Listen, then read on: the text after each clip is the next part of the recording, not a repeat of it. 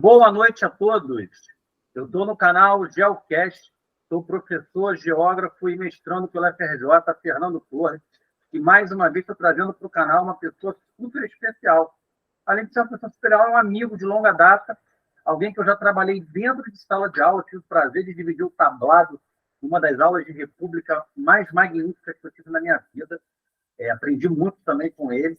Estou aqui com um irmão, né, um parceiro de profissão, Anderson Ramos, mestre pela Unirio e dono do canal, né, Juntos na História, para falar um pouquinho da construção do mito do comunismo no Brasil. Anderson, muito obrigado por aceitar o meu convite no canal. Obrigado, Fernando, pelo convite também. Vou começar já te mandando aqui uma bomba, aí, várias perguntas a gente trabalhar. À vontade. Ultimamente tem aí falado muito do Brasil ser um país comunista, Brasil ser um país comunista, e você sabe que no Código Civil e na própria Constituição, a propriedade privada ela é protegida pelo Estado, né? Por mais que esses políticos, certo, o comunismo e tal. Para começar, o nascimento do Brasil republicano me parece que teve muito mais motivações políticas elitistas do que propriamente ideológicas. Como você poderia explicar a transição e os novos partidos já na República da Espada ou da República Velha, por favor? E se há alguma questão ideológica já aí de comunismo no Brasil ou não? Vamos lá, pessoal. Boa noite aí a todos. Agradeço a fala do Fernando, tentar aqui ajeitar um pouquinho o microfone. Qualquer coisa, se tiver o áudio aí, Fernando, me sinaliza. Então, a gente tem que pensar que a construção do Estado liberal que nós conhecemos, que ela vem das raízes da Revolução Francesa, ela é uma premissa ligada à propriedade privada. É uma coisa até que a galera às vezes tem dificuldade de entender, que até um ponto de inflexão, Fernando, que eu quero levantar essa bola um dia num texto acadêmico, num vídeo, mas eu já até fiz uma brincadeira lá no meu canal Juntos na História no Instagram, você que está me ouvindo aí vai lá seguir, que a gente vê a Revolução Francesa como uma grande transformação social, entretanto, ela foi pautada na propriedade privada. Você tinha uma burguesia que estava direcionando aquele movimento revolucionário, que usa da massa esfomeada, faminta, para fazer o processo de revolução, mas que quando essa massa percebe que a base desse Estado vai manter a propriedade privada e que até a situação econômica piora para os trabalhadores, porque quando você fala de liberalismo, você fala de um agravamento das condições básicas, né? Porque afinal quem tem muito vai acumular mais ainda e quem tem pouco não tem muito e barganha. Você não tem o Estado para intervir, você fica à mercê da vontade burguesa liberal. E aí você tem um momento jacobino. Eu quero pegar esse gancho, que pode parecer que está muito longe, mas não está, porque na construção da República Brasileira, eu também tenho um pensamento burguês, um pensamento liberal burguês de propriedade privada. A gente pode pensar até que na construção imperial a gente tem a defesa, Fernando, da propriedade privada. Porque, afinal, o latifúndio foi mantido, a propriedade privada foi protegida. Então, desde os atos lá da realidade imperial, a gente pode pensar nisso. E aí, dentro da sua pergunta, a gente tem que entender que, se você analisar a perspectiva de propriedade, ela não modificou na República Velha. O que modificou foi o grau de poder dos partidos políticos frente ao poder ligado ao governo federal, ligado ao governo central.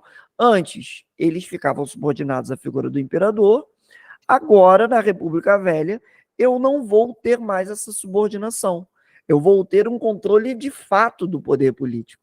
Consegue compreender? Antes eu tinha um imperador que ficava ali negociando com aquelas elites, as elites conduziam ele, tanto é que a gente tem um período regencial e por anos esse garoto de 14 anos e 7 meses foi sendo, olha, imperador, melhor ser feito dessa forma, desse jeito. Então você tinha um conselho de ministros que o direcionava, e quando passa para a República, isso se apaga.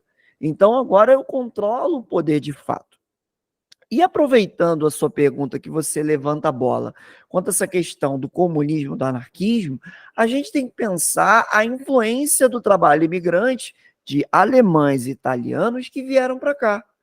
A gente tem que lembrar que as teorias socialistas, anarquistas, elas vão ter um grande afã, um grande momento nos anos 40, para ser mais exato, em 48, quando Karl Marx e Engels lançam o Manifesto Comunista. Então, quando você tem uma Lei Eusébio de Queiroz, em 1850, 2 anos depois do Manifesto, e você começa a ter uma imigração, um sistema de parceria que está vindo para cá, para trabalhar nas fazendas, você acha que essas ideias não vão vir para cá também?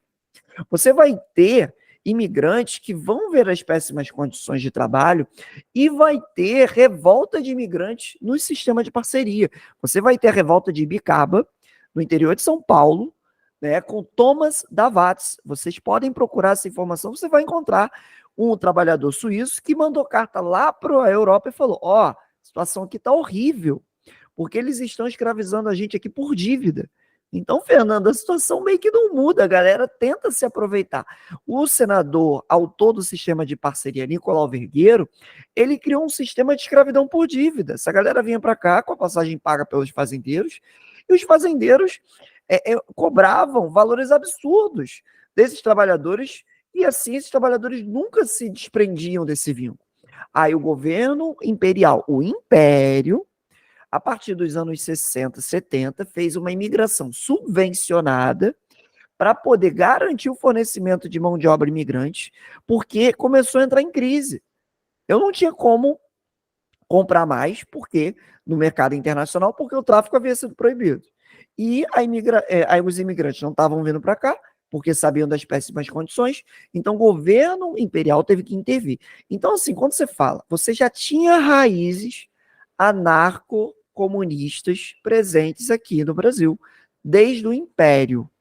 Nos anos 80 do século XIX, você já tem relato de greves de tipógrafos, greves de condutores de bonde, você já tem relatos de formação de grupos sindicais pequenos, mas que no Império já estavam se desenhando. Então o espaço urbano já tinha essa consciência. Alimentado por quê? Por ideais que vieram para cá.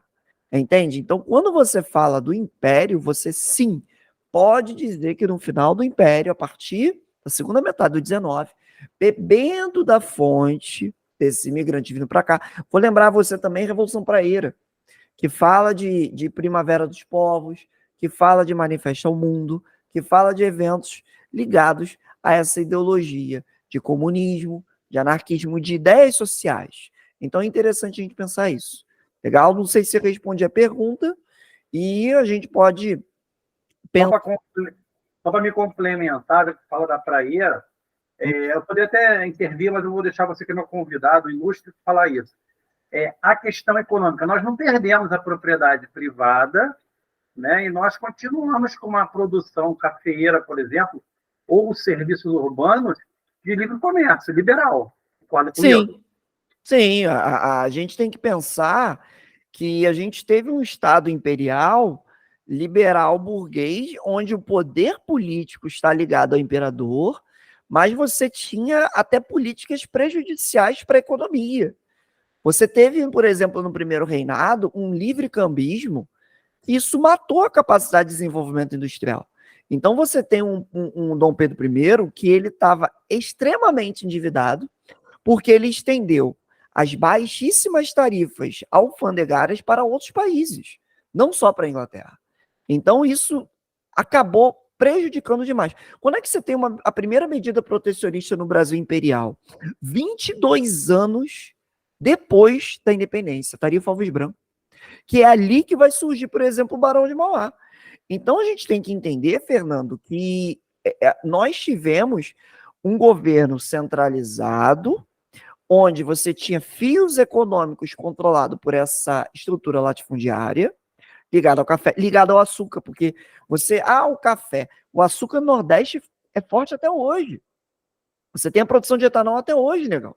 Porque você tem um clima propício, você tem produção de álcool, produção de etanol, você tem uma indústria açucareira muito forte no Nordeste brasileiro. Então é interessante pensar que você tem uma estrutura latifundiária ligada ao açúcar, ligada ao café, que bebia dessa fonte. Aí um detalhe interessante, o Barão de Mauá surgiu, cresceu, e ele vai ter aí um desenho interessante de crescimento econômico, de incentivo à indústria nacional, mas em 1860, por pressão dos latifundiários, você vai ter a tarifa Silva Ferraz. E aí volta a ter uma redução tarifária, volta a ter problemas, o que acaba gerando dor de cabeça para o Barão de Mauá, e você fortalece de novo esse pensamento liberal. Deixa eu pegar aí mais um pouquinho isso aí, que está fora da pauta, mas eu vou pensar nisso. Me fala um pouquinho sobre o convênio de Taubaté, essas elites latifundiárias, né, que mantiveram a sua propriedade privada, mas utilizaram do Estado para se beneficiar. Olha, ô Fernando, a gente pode pensar o seguinte, isso é histórico na realidade brasileira, né? Isso mostra que até mesmo hoje a gente tem herança, a gente herdou isso, né? Herdou essa realidade, né? De você ter a ideia de estado mínimo quando o mercado está bem, quando o mercado está mal, tem que ter estado máximo, tem que proteger, tem que ajudar, né? Tem que facilitar. E o que acontece? A República Velha, ela se demonstra uma extensão do poder dos latifundiários. A verdade é essa, em que você tem ali os latifundiários que eles são de fato o poder e que eles não têm um pudor de esconder que eles são o poder. Então, o que eu estou querendo dizer com isso? Existem vários textos acadêmicos que falam que a República Velha ela não cumpre a função de res pública, de coisa pública, porque ela é um poder político que atende a interesses particulares. Então, quando você tem o Convênio de Taubaté, o Convênio de Taubaté é assinado, obviamente, na cidade de Taubaté, em 1906, né? E aí você tem na assinatura 3 estados assinantes: São Paulo, Rio e Minas, os 3 maiores produtores de café. Tem uma charge muito boa, uma caricatura de época, que brinca com esses 3 estados como se estivesse tirando água do Banco da União, do Caixa da União. Você joga charge, Convênio Taubaté, ela aparece logo de cara. Uma charge muito famosa. Então, Vou botar assim, aqui, tá? tranquilo, fica à vontade. Então, assim, é muito interessante pensar que você tem uma República Velha que busca atender os interesses particulares. A estruturação de poder, ela não esconde isso. Entende? Quando você tem políticos ligados ao café, latifundiários indicando políticos dentro do micropoder, no sentido de você tem o vereador que é ligado ao coronel, o prefeito que é ligado ao coronel, o coronel que tem um colégio eleitoral, que é aquela ideia da imagem do burro sendo conduzido para votar do candidato dele, para governador, para deputado estadual, para deputado federal, para senador. Então você tem resultados eleitorais marcados pela fraude, marcados pela falência do Estado democrático, no sentido de que não existia uma democracia plena, porque você tinha coerção para que esse processo eleitoral acontecesse, e com isso você percebe que a estrutura oligárquica ela está em cima do Estado. Então, ela é o Estado e ela usa das ferramentas do Estado para atender seus interesses. É uma coisa permeada, entende? É público-privado ali juntos para atender os interesses privados. Entende? Nesse sentido. Ainda falando um pouquinho da República Velha, para a gente fechando a República Velha aí, o movimento operariado no Brasil e a coluna Prestes deixaram algum legado comunista no nosso país? Até que ponto se transformou o Brasil, né, numa ameaça comunista? A gente vai, tudo que eu perguntar aqui, a gente vai refutar essa ameaça comunista, né? E Sim. a galera pensa que ela no Brasil hoje. Cara, é muito importante a gente pensar que a gente teve, sim, um legado comunista do movimento do operariado, da coluna, do próprio Prestes, da Aliança Nacional Libertadora, porque isso vai se ecoando até 64. Tá? Isso vai se ecoando até 64, depois você vai procurar, eu esqueci o autor, mas você tem um texto que fala do CPC da UNE, Centro de Produção Cultural da UNE, Você tem obras famosas do teatro como Eles Não Usam Black Tie, né, que zoa, que brinca, que lá nos anos 60 os estudantes das universidades federais públicas eram gente poderosa e aí o favelado não tinha acesso. Então é interessante fazer essa analogia, essa comparação nesse contato, nesse contexto de que essas ideias elas foram ecoando, sabe? Elas foram ecoando, mas elas foram utilizadas como uma ameaça naquele contexto de Guerra Fria, naquele contexto dos anos 60, naquele contexto em que os militares viam que, de certa forma, o proletariado ele buscou manter a sua luta. Então, é uma coisa interessante, Fernando, que é o seguinte: você tem um proletariado, um operariado da greve geral, lá da Lei Adolfo Gordo, lá naquele momento, que ele se torna uma ameaça, a ponto de criar o Partido Comunista do Brasil em 1922. E o Vargas, quando alça o poder, quando ele chega ao poder em 30, ele suprime isso. Ele fala, eu vou dar, mas eu quero obediência. Então ele persegue comunistas. Você tem, por exemplo, a questão da Olga e do Prestes. Ok. Só que uma coisa que é engraçada é que mesmo com essa voz suprimida do operariado na era Vargas, esse operariado sentiu o gosto dos direitos. E após a era Vargas, esse operariado se organizou politicamente no PTB. Então, muito interessante pensar que essa esquerda revolucionária dos anos 10, 20, ela se tornou uma esquerda que foi suprimida por um Vargas que fazia a ideia do paternalismo. Quando o Vargas sai de cena, ela se politiza mais uma vez. Então é interessante pensar que, pô, bota debaixo do tapete. Não quero uma manifestação política. Mas o fato do Vargas fazer aqueles comícios, fazer aquele movimento, deu unidade, deu organismo, deu organicidade para parar.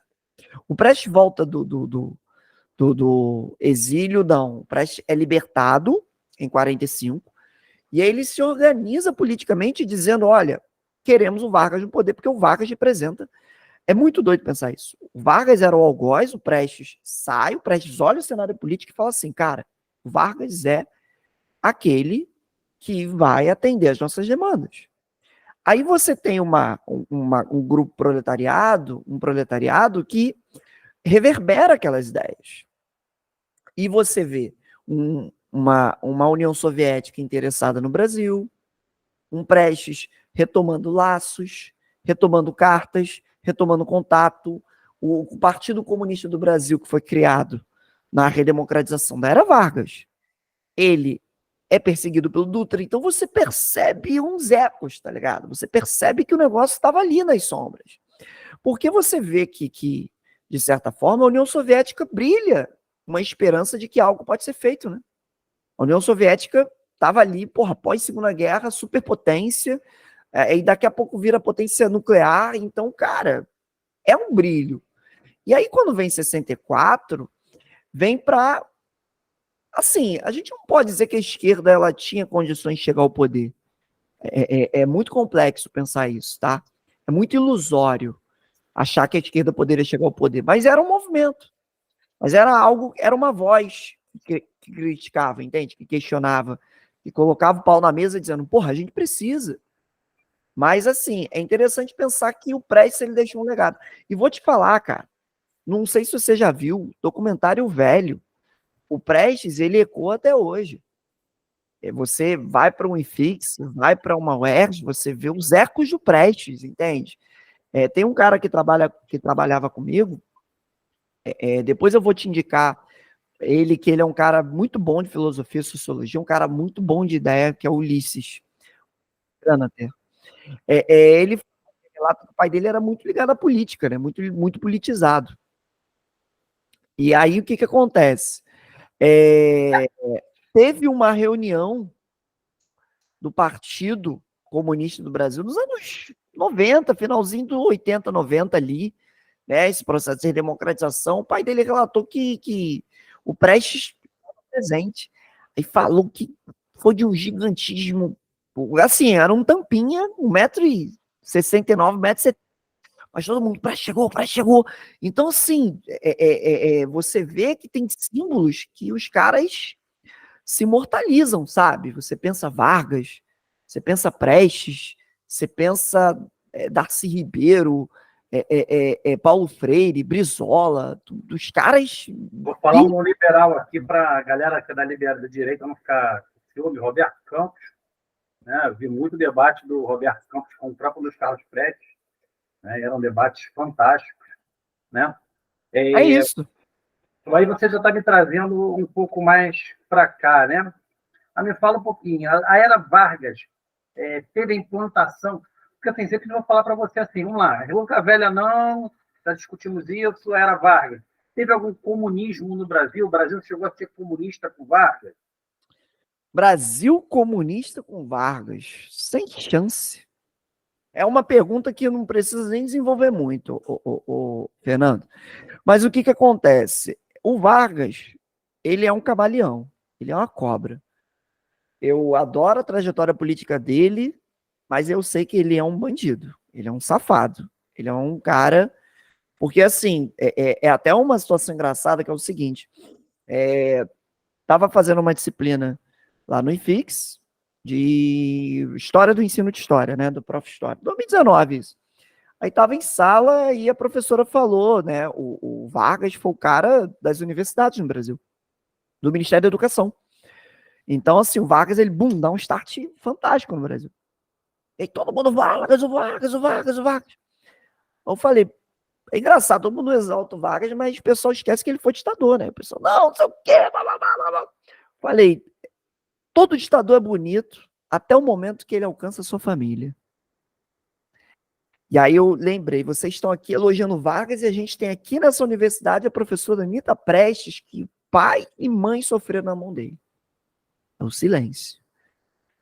Então, assim, é muito engraçado. Eu falo com os alunos, fazendo uma analogia, uma brincadeira, se o Hitler não tivesse colocado a Alemanha na Segunda Guerra Mundial, ele seria considerado o homem do século na Alemanha. O cara reduziu o emprego para 0,4%.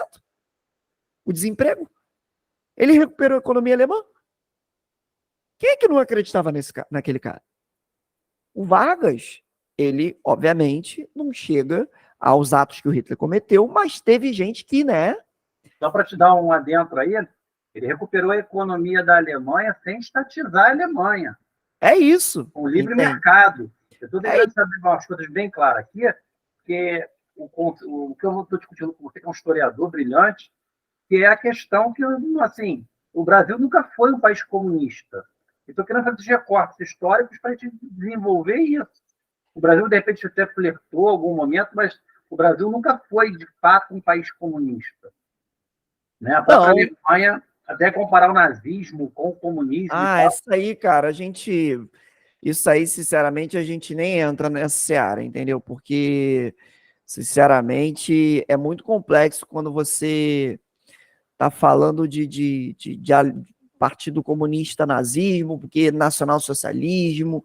Então, assim, a gente acaba entrando em situações, em problemas de construção do conhecimento, né? Mas, cara, isso acontece porque a direita, ela busca fazer desinformação, e fazer desinformação é o papel dela para poder facilitar o discurso fácil, né? Então ela não vai assumir isso, né? Mas assim, voltando para a pergunta, a gente não tem em nenhum momento falar que o comunismo esteve com Vargas, mas a gente fala de um flerte do Vargas no final da era Vargas com um governo mais ligado aos trabalhadores. Ele seria um ditador ligado aos trabalhadores. Entende? Eu não acredito que ele traria o comunismo. Ele não faria isso. Mas ele manteria seu poder com uma ditadura ligada aos trabalhadores. Eu não sei até onde ele conseguiria evitar a participação desses trabalhadores no governo e o quanto que isso não poderia mudar. A gente pensa no si, né? Mas é até interessante que quando você vê as representações do Vargas, você tem lá Vargas e Ivanovic. Você já viu aquela questão que brinca com os 3 bustos de Vargas. Você tem o Vargas von Ferrer, Vargas Delano Roosevelt e Vargas Ivanovic. Porque é o momento em que, no finalzinho, ele tenta o bote salva a vida dele. Qual o bote dele? Os trabalhadores. Movimento querebista. Porra, dei tanta coisa para os trabalhadores, está na hora deles me darem um agrado. E devolverem alguma coisa. Nenhum momento tem como falar de comunismo no Brasil, cara. Verdade é essa. Já em algum momento o governo... Não tem como. Não tem como a gente pensar isso. Beleza? Acho que responde... Não, tem... Muito bem respondido, por sinal. Quando sai de Vargas, no Brasil vai entrar o que a gente vai chamar de República Populista. Isso. República Populista. E que eu me lembre, né? Eurico Gaspar Dutra vai ser o primeiro presidente da República Populista. Sim. Já num mundo bipolarizado, né, da Guerra Fria, e nós temos um alinhamento diplomático já com os Estados Unidos no pós-Segunda Guerra. Né?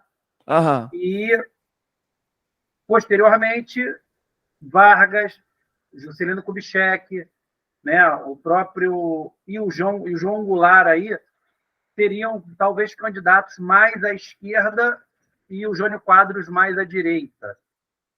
Vargas, JK e o próprio Jango.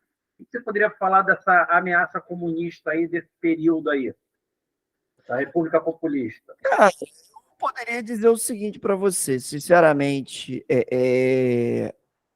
o que acontece? Esse contexto, ele cria-se um cenário de que a ameaça comunista está acontecendo, de que, né? Mas você vê muito mais essa ameaça ecoando de novo dos trabalhadores do que das organizações políticas por si só. Porque das organizações partidárias por si só. O político que mais poderia ser visto como uma ameaça, mas eu acho um exagero, porque eu vejo ele muito mais como um legalista, muito mais próximo de um Salvador Allende do que de um revolucionário, era o João Goulart. Mas assim, se em algum momento no Brasil nós tivéssemos a oportunidade de, por exemplo, um Brizola ter sido presidente naquela época, nos anos 60, aí eu falaria para você que eu teria um presidente com traços comunistas, sim.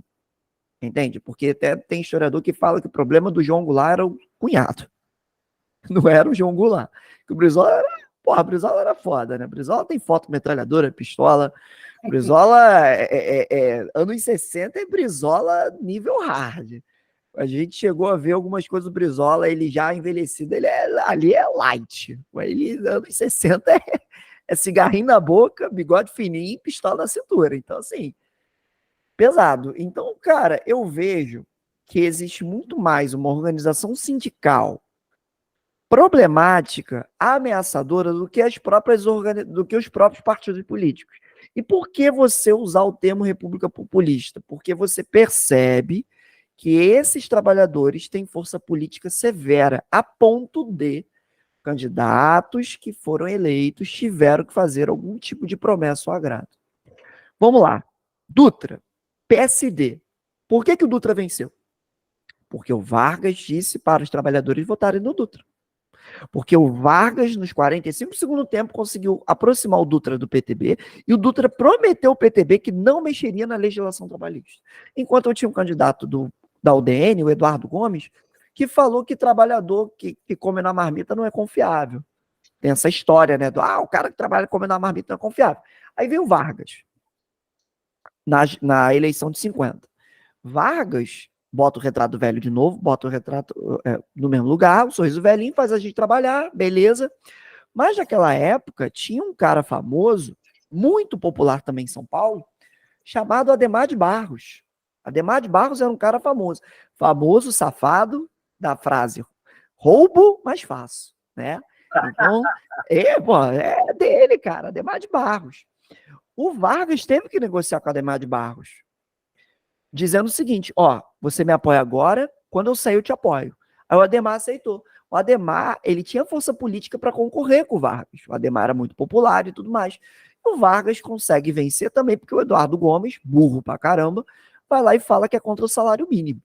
Então, assim, você tem um Vargas que, de novo, atende aos trabalhadores. Aí você tem a morte do Vargas, Café Filho assume, vitória de JK. O JK é um cara que os trabalhadores se iludiram. Porque o JK, ele foi até visto como uma ameaça. O Exército, a Escola Superior de Guerra, emitiu uma nota condenando a candidatura do JK. O Lacerda, na época, já famoso Lacerda, né, safado da direita, lançou uma reportagem falando que o JK estava trocando carta com o deputado federal da Argentina, o Carlo Brandi, caso das cartas Brandi, que estaria negociando a entrada de guerrilheiros comunistas no Brasil pela Argentina. E aí o JK venceu, foi aquele balai de gato de tentar impedir a posse do JK, o general Henrique Lott teve que se meter, igual o preventivo do Lott, beleza. Aí quando o JK começa a governar, a galera percebe que ele tem um governo liberal, que é um governo liberal desenvolvimentista, entra muito capital e o trabalhador se estrepa nisso aí. Por quê? Porque você tem o crescimento da inflação, você tem uma entrada de capital que o Brasil não consegue acompanhar, você tem endividamento externo por conta de Brasília, e aí você vê o trabalhador perdendo poder de compra, aí você vê o trabalhador reclamando, indo para a rua, aí vem quem? Vem Jânio Quadros. Jânio Quadros, que no meu ponto de vista, ele é um desvio de rota, cara. Jânio Quadros, ele teve uma carreira meteórica, o pessoal até chegou a comparar com o João, há pouco tempo, né, o João Dória com o Jânio Quadros, porque, né, prefeito, governador, aí, só que o Dória não conseguiu repetir o que o Jânio Quadros fez. Foi assim, meteórico, vereador, prefeito, deputado estadual, governador, presidente, Jânio Quadros. E o Jânio Quadros, ele usou muito da perda do poder de compra para dizer que o trabalhador tinha lugar. Ele foi o primeiro grande marqueteiro, entende? No sentido de, porra, vamos fazer o marketing, vamos puxar o sanduíche de mortadela do bolso para dizer que é do povo, que é da massa. Aí quando ele chega no governo, é totalmente diferente. É um cara que, no meu ponto de vista, ele tentou governar de maneira autoritária, a ponto de ter um orgulho de, não, a gente não se submete à política diplomática. Nós fazemos a nossa diplomacia. Aí querer se relacionar com a União Soviética, querer se relacionar com a China, ali, as portas da crise dos mísseis. Então, porra, 61, cara. A gente já tinha tido uma invasão na Baía dos Porcos. 62, crise dos mísseis. Jânio Quadros fazendo merda ali. E assim, eu vejo que a aproximação dele com o Che Guevara e com o bloco comunista, não é que ele queria botar o comunismo no Brasil, mas ele era orgulhoso, entende? No sentido de que eu quero governar do meu jeito. Anderson, isso aí há um movimento chamado Movimento dos Países Não Alinhados. Sim, exatamente. Bandung, né? Então, ele tentou fazer um não alinhamento nem com o bloco capitalista, nem com o bloco socialista. Eu acho que o Brasil estava tão, vou usar esse termo, foi a primeira vez que eu vou usar esse termo aqui no meu canal, tão fodido economicamente que ele queria, acho que, aumentar as exportações. O ministro das Relações Exteriores da época era o inteligentíssimo Afonso Arinos e criou uma política de neutralidade. Né? Eu tenho até alguns alunos que falam, pô, mas ele deu medalha para o Che Guevara, medalha Tiradentes e tal, mas eu já expliquei para alguns alunos que a medalha Tiradentes, tem um livro aqui atrás, 500 anos de história do Brasil, de um militar, inclusive, e falando sobre a medalha Tiradentes dele e tal, e assim, como tu falou assim, que se dane, vamos fazer aí com todo mundo. Então ele pega um pouco essa questão do terceiro mundismo aí, essa neutralidade, e ele tenta expandir o máximo. Só que ele esquece que o Brasil geopoliticamente está vinculado ao Ocidente, aos Estados Unidos. Né? Sim. E o que eu já escutei, né? E o Vargas, ele cria um nacionalismo ali dos anos 50, já do governo dele, fechado. Né? O petróleo é nosso, a política do petróleo é nosso, né? Um estatismo. Você pode me ajudar aí? Não sei se está com Vargas um pouco depois, mas o controle da remessa de lucros. Ele tenta provar, mas não consegue, né? Ele tenta provar, mas não consegue. Agora, é interessante você comentar isso aí da política estatística e tudo mais, porque eu queria brincar com você o seguinte, que quando fala da campanha do petróleo, o Dutra foi o cara que fez o estudo do Estatuto do Petróleo. Então, assim, mesmo com aquela política de liberdade cambial, é uma coisa até que eu elogio dos militares. Eles não falam na venda de todos os recursos. é uma coisa engraçada, porque assim, o Fernando, eu sou um cara, parece que não tem nada a ver, mas vamos lá. Eu sempre gostei muito de videogame, eu gosto muito de jogos de estratégia, real-time strategy. Age of Empires, StarCraft e tudo mais. E dá um samba maneiro para você, para a galera de geografia, por quê? Porque ele trabalha com um conceito universal. Quem tem território, tem recurso. É isso. E quem tem recurso, tem poder, meu irmão. Porra, é uma coisa até que eu tô para gravar um vídeo, que é o seguinte. Hoje, por exemplo, parece que não tem nada a ver de novo, mas a Inglaterra, o Reino Unido, ele está cada vez mais definhando economicamente. Como vai ser próspera e potência com um território do tamanho do Rio de Janeiro, Fernando? Porra, pelo amor de Deus, que recurso o Reino Unido tem, cara? Ele usou e abusou dos domínios coloniais por séculos para poder se tornar potência.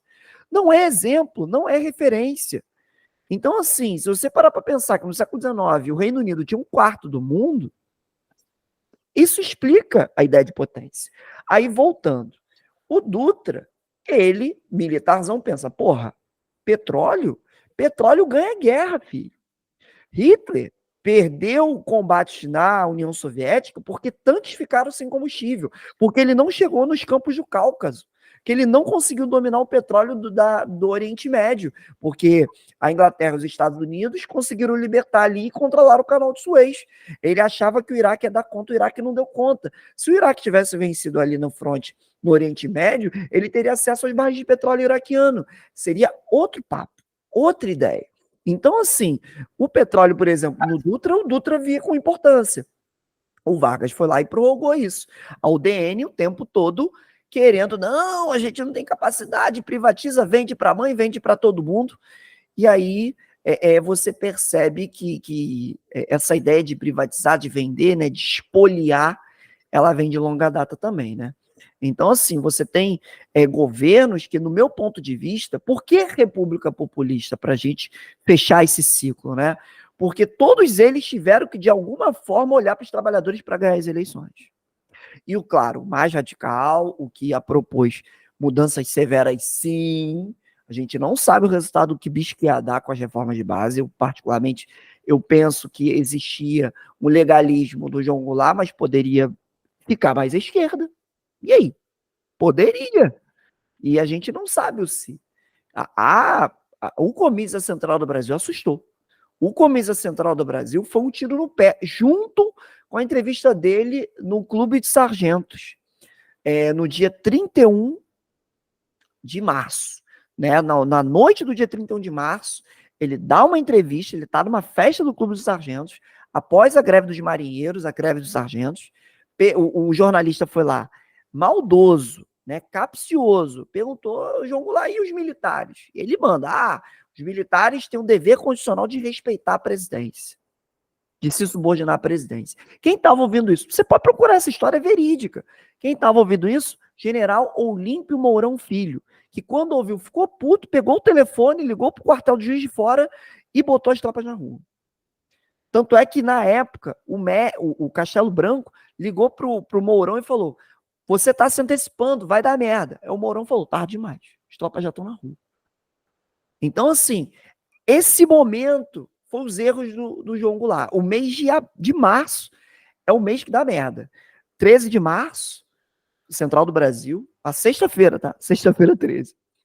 31 de março, a entrevista no Clube dos Sargentos. E aí foi o golpe de misericórdia, tanto é que para muitos militares o golpe é no dia 31, né? Que é da madrugada, é a transição. As tropas saem na madrugada de 31 para o dia 1º. E tem gente que, óbvio, fala que é no dia da mentira, né? Então, assim, República Populista, eu vejo que a maior ameaça comunista mesmo foi durante o governo João Goulart, por conta da organização da esquerda e por conta de um governante que estava mais próximo também de algo que a gente não comentou e não pode esquecer de comentar. Ligas camponesas, reforma agrária. O campo estava em ebulição, cara. O campo, vamos comentar uma coisa aqui. Você fez uma pergunta sobre Vargas e comunismo. O Vargas, ele é tão safado que quando ele faz a CLT, ele não bota para o campo. Quem é que estendeu para o campo? João Goulart. 1963, João Goulart, que foi anulado 10 anos depois pelos militares, em 73. Tá. Eu acho até que Trabalhador da terra. Está famoso, está todo trabalhador da terra. Exatamente. E aí você revolucionou o campo, o latifundiário tem que pagar salário mínimo para o Estatuto do Trabalhador, e aí você bota mais lenha na fogueira, né? 64. Falava, então, disso aí de cubanização do Brasil. É um bom termo, cara. Uma cubanização, processo de cubanização, afinal, Cuba estava ali, né? E tentando frear essa cubanização que é legal, a gente pode ver a iniciativa do Kennedy, com a Aliança para o Progresso, na tentativa de frear isso, né? Tanto aí, óbvio, com o Lyndon Johnson e a Operação Brother Sand, que acaba de matar qualquer tipo de resistência, por isso que o Goulart vai para o Uruguai, né? Acho que aí a gente fecha essa pauta. Vamos seguir? Só para terminar essa pauta rapidinho, o Vargas fala muito, não sei se foi o Vargas, mas alguém fala o seguinte, que 64 foi 54, 10 anos depois. Sim. As forças ocultas em 54 não era nem, preciso te falar isso para você, não era nem pela questão do comunismo em si, era mais pelo processo capitalista do Vargas manifestado. Sim. A luta que tu falou, do Vargas, né? Que vai ter essa questão do petróleo é nosso, dessa remessa de lucro, né? Conter a remessa de lucros, e o grande capital externo, que a galera chama aqui de imperialismo, né? A esquerda chama de imperialismo, a direita chama de globalismo, mas é a mesma coisa que acaba naquela entrando na ebulição, mas vai levando, até 64 ser o tiro no pé, a gota d'água. Fechar para a galera que está em casa. Deixa eu te falar uma coisa. Operação Brother Sun, os militares estão no poder, os militares vão conter a ameaça comunista, o Brasil vai implantar o FAEG no governo Castelo Branco, com 2 liberais, né? O Roberto Campos e o outro, eu só me lembro do Bulhões, mas não lembro Otávio Bulhões. Otávio Bulhões. E é engraçado que o Brasil tem, né, a princípio, uma política anticomunista, mas uma economia que nasce liberal e termina estatista. Fala um pouco mais do período militar aí, essa ameaça comunista, por favor. Cara, eu vou ser bem sincero contigo, eu não acho que nem é liberal no início. Sabe por quê? Vamos lá. Quando você pega o Campos e o Bulhões, né, quando você pega os dois ali, o que eles criaram? Bacen, Conselho Monetário Nacional, e na gestão deles foi criado também o FGTS e o BNH. Vamos lá. Fernando, por que eu já joguei, na minha humilde opinião, e eu falo isso em sala, que eu não vejo o modelo econômico dos militares como liberal? Porque os militares utilizaram a capacidade de construção civil brasileira para estimular o crescimento econômico, com, obviamente, a entrada de capital estrangeiro. Então, se você parar para pensar, isso também dá um samba legal em geografia, você passa pelo processo de verticalização dos grandes centros urbanos. Prédio pra caralho. Acelerou a urbanização, eles aceleraram o processo de urbanização no Brasil. É isso, e assim, você percebe essa ideia das grandes construções, das grandes obras, concreto armado, negão. E aí você pensa, você tem o capital gerado pela FGTS, que é um número que está lá, que a gente sabe que aquele dinheiro a gente não tem, lá pronto, aquele dinheiro está sendo depositado, está indo para onde? Para o governo. O que o governo faz com aquilo dali, como todo bom captador de recursos, ele reproduz aquele recurso para algo. Ele pega aquele recurso e investe em obra. Então, quando ele cria o FGTS, você cria medidas que ele abre uma entrada de receita para o governo federal para que aquela receita seja utilizada em grandes obras. Então, você fala de Itaipu, FGTS, Ponte de Niterói, FGTS, Transamazônica, o início da Transamazônica, FGTS, Angra. Então, você vê o concreto armado. Banco Central e CMN são ferramentas para controle de entrada e saída de dólares que a gente não tinha. E que se houvesse nos anos 40, 50, talvez a economia brasileira não estivesse os maus lençóis que ela estava quando o regime militar assumiu. Cabe aí, claro, entender que a entrada de capital estrangeira ela é essencial, o FMI abre a torneira, porque afinal o Brasil mantém um alinhamento automático com os Estados Unidos. Você falou de uma perseguição aí, a gente proibiu de importar até vodka, negão. Porra, vodka, qual o problema com a vodka? A vodka não vai divulgar o comunismo. Porra, pelo amor de Deus. Mas essas maluquices, né? Então, o que acontece? Você tem essa economia intervencionista desde o início, porque se você parar para pensar, você incentiva a construção civil. Aí, beleza. Aí, quando você começa a usar áreas do milagre econômico com o Delfim Neto, Delfim que vai tanto na gestão do Costa e Silva quanto o Médici, você vai ter o quê? Você vai ter o PND1 e o PND2. O milagre econômico, bombando. Milagre. E que se o Costa e Silva não tivesse tido derrame, ele teria visto o milagre todo.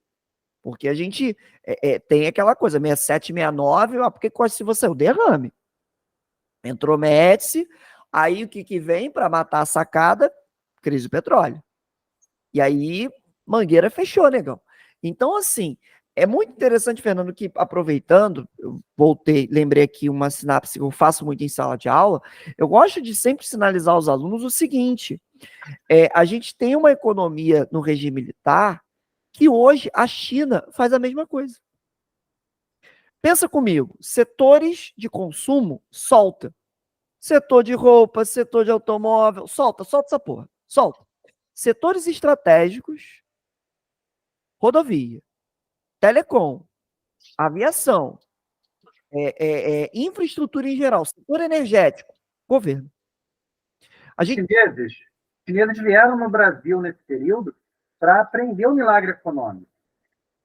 A China tinha um PIB da metade do Brasil. Hoje a China tem um PIB de quase 10 vezes mais que o Brasil. Eu nunca vi essa informação da visita chinesa aqui. Mas, assim, os chineses, hoje, eles fazem o que o regime militar fazia. Então, o quê? Você deixa solto as áreas de consumo e as áreas que são estratégicas, você controla. Embraer foi criada no regime militar. Correios foi criada no regime militar. Uma capilaridade imensa, que ninguém consegue fazer logística tão bem quanto o Correio. A Telebrás foi criada no regime militar, 72. Então você tem empresas estatais que foram criadas com o objetivo de quê? De cuidar de setores estratégicos. Nunca, durante o regime militar, nunca se falou de privatizar a Petrobras no regime militar. Nunca. Pelo contrário, né? Se não fosse lá o Geisel e a Petrobras nunca tem chegado, talvez nunca, vou falar assim, mas teria muita dificuldade de chegar às águas profundas da bacia de Campos e atualmente nas águas profundas em Santos. Né? Então, isso foi tudo aporte do Estado. Né? Mas o que é contraditório é que o combate político do regime militar ele é o combate político ao comunismo. Sim, porque você tem uma perspectiva de que a esquerda ela é perigosa, subversiva, e é interessante pensar, porque assim, na minha aula de regime militar, eu não faço uma coisa horizontal. Existe nuances. Você tinha a galera Sorbonne, do Castelo Branco, e você tinha linha dura. A galera Sorbonne, ela acreditava no quê? A gente vai ficar pouco tempo, devolve essa porra, Brasil. A galera linha dura que ficou com a maluquice de perseguição. Tanto é que você, quando dá o golpe em 64, você não tinha intenção de permanecer. Eu falo com os alunos em sala, o apagar das luzes é 65, porque você acaba com os partidos políticos ali. Havia uma esperança de eleição presidencial em outubro de 65. Quando você não faz a eleição e mata os partidos, aí, parceiro, problema. Inclusive, tinha um slogan do Juscelino Kubitschek, se você sabe isso aí, em 65, que eram 5 anos de plantação e 50 anos de fartura.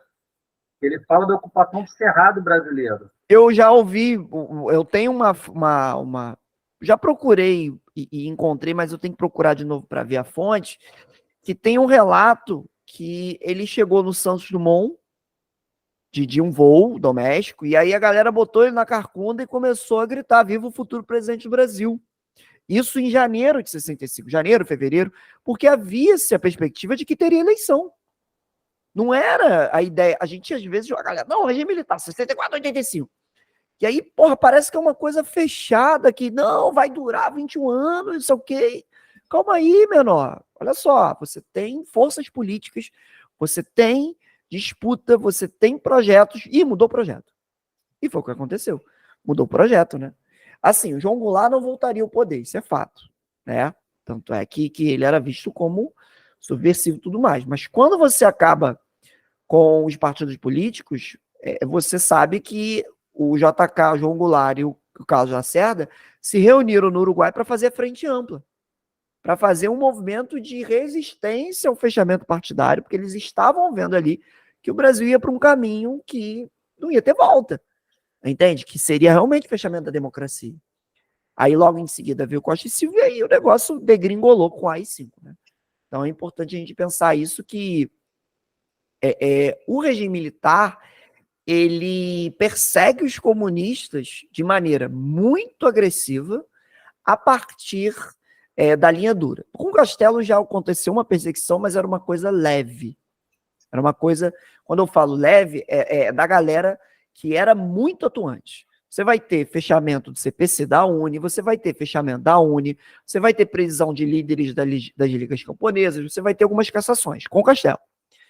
Cara, com o Costa e Silva, tu andou de vermelho, tu tá sendo preso. Tá ligado? Então, Costa e Silva, o negócio piorou muito. E aí, mete-se anos de chumbo, aí com gás o negócio volta a amenizar, porque você já não tem o sustentáculo econômico para poder dar suporte, porque a economia já está dando problema, você já... Entende? Porque outra coisa também legal, Fernando, para a gente como professor, para você que está ouvindo a gente, aluno, preste atenção no seguinte, bonitão, a economia está indo bem, tu mata, tu estupra, tu faz o diabo, ninguém tá nem ligando. Cagou. Agora a economia começa a dar problema. Onde a economia vai mal, mais um time no Nacional. É isso, exatamente. Então você começa a questionar, você começa a dar problema, você começa a colocar em xeque o regime. E às vezes é uma deficiência até mesmo de qualquer sociedade, né, Fernando, de acreditar o seguinte: não, troca o governo que nem um interruptor de luz. E aí muda tudo. E não é assim. Né? Então, às vezes, ainda a gente fica nessa esperança de não, vai mudar o governo, vai melhorar tudo. Calma, menor. Calma, tem crise. Vamos entender que é um processo. Né? Então é isso. Vamos lá, fechamos o regime militar, falando um pouquinho aí das contradições do regime militar. No final do regime militar, eu acho que uma das causas também do regime militar acabando, para mim, não foi só a questão interna econômica, mas também uma questão externa também, né, que o próprio muro de Berlim foi caindo, né, a gente vai ter já aí no início dos anos 90 a implosão da União Soviética. Sim. De certa forma, eu acho que os partidos de esquerda no nosso país ficaram meio órfãos. Né? O comunismo não deu, entre aspas, não deu certo no mundo, né? Assim, o segundo mundo implodiu, poucos países hoje Sim. ainda se mantém. Eu não gosto de usar o termo comunista, porque nenhum país do mundo, ao meu ver, chegou a ser comunista. Não. Né? Regimes socialistas. O socialismo ele entrou em declínio no mundo. E, por exemplo, nós temos aí a nova república, a redemocratização da república, e como fim do regime militar, nós temos uma criação da social-democracia, de uma Constituição promulgada de 88, né? E qual é o pragmatismo político da direita, né, nesse discurso anticomunista e essa social-democracia de 88 via Constituição? O que a gente pode bater aí? Né? Hoje, por exemplo, fala-se, por exemplo, Sarney é comunista, e Dilma, Lula, Cara, todo mundo da redemocratização para cá é comunista. Eu vejo que existe, assim, ao mesmo tempo que um desconhecimento, também uma má-fé. Porque você cria, você fica ainda... O que acontece? O regime militar ele foi pernicioso não só na questão da perseguição, mas na criação também de elementos que estão presentes no imaginário social. Se você parar para pensar, você tem pessoas de 40, 50 anos que viram o final do regime militar e viram os pais falarem da ameaça comunista, do fantasma comunista. Então, são pessoas que ainda acreditam nisso. E aí a extrema-direita, ela utiliza desses fantasmas para poder favorecer uma agenda mais neoliberal possível, mais redutora de Estado possível, capaz de vender tudo que puder. Se puder vender a mãe, eles estão vendendo. Então, assim, eu vejo que existe, de novo, um desconhecimento, mais uma má-fé, no sentido de reproduzir discursos de que o comunismo ele é uma ameaça hoje. Né? Eles não sabem o que é uma social-democracia, eles não sabem nem o que é ser social, entende? E muitas das vezes a extrema-direita é contraditória, porque eles falam que tem que aumentar a segurança, mas eles falam que tem que reduzir o Estado. Então, é complexo, né? Porque se você fala em aumento da segurança, você fala em mais atuação do Estado e, de certa forma, você fala em medidas mais sociais. E aí você argumenta que tem que ter mais liberdade, que tem que ser mais liberal. Então, entende? Hoje, por exemplo, o que está em alta é criticar a Enel, porque a Enel está fazendo um serviço merda lá em São Paulo, porquíssimo, e como toda empresa neoliberal que pensa, obviamente, em maximizar os lucros, a função social dela é o quê? Zero. Não é uma empresa pública que busca... Pô, se é uma empresa pública, qual é a primeira função, Fernando? Atender o fornecimento de energia elétrica na cidade de São Paulo, nos locais que atua. Se é uma empresa privada, qual é a primeira função? Lucro. Então, parceiro, se eu tiver que prejudicar, não é desqualificar o termo, né? Mas enfraquecer a mão de obra, o termo esqueci o termo, cara, que utiliza... Precarizar a mão de obra. Precarizar para você maximizar o lucro, precarizar o serviço, demite quem tem qualificação, demite o funcionário de R$4.000, contrata R$3.000, que é um cara que não tem conhecimento, não tem know-how de como operar, e aí você prejudica. Hoje está em alta criticar a Enel. Tem político da direita criticando a Enel. Tu fala assim, porra, mas parceiro, tu não é da privatização? A Enel é privatizada. Não, mas a Enel está fazendo trabalho porco, tem que estatizar, né? Então a galera não se liga nisso. Então, assim, o que acontece? Você percebe aí que a extrema-direita e a direita, ela usa esse fantasma. Você procura no YouTube. Quando o Lula concorreu contra o José Serra falou que o Lula, primeira vez que o Lula foi eleito, tá? Ali, acabando o governo FHC 2002, Lula eleito. O José Serra falou que o Lula ia transformar o Brasil na Venezuela, que é colocar o comunismo no Brasil. Então, é sempre a bala de prata, entende? De ameaça comunista. Ameaça comunista. Vai tomar teu Celta, vai tomar tua kitnet. Aí você cria o medo. Social-democracia é algo que no Brasil nem se conhece, nem se fala. Você fala keynesianismo, as pessoas olham com a cara torta. Você fala medidas sociais, as pessoas não sabem o que é.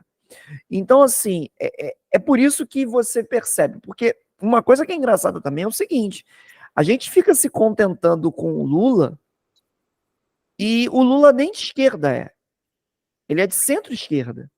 Ele fica negociando, ele fica buscando atuar ali para ter algumas mudanças, mas tem que conceder outras.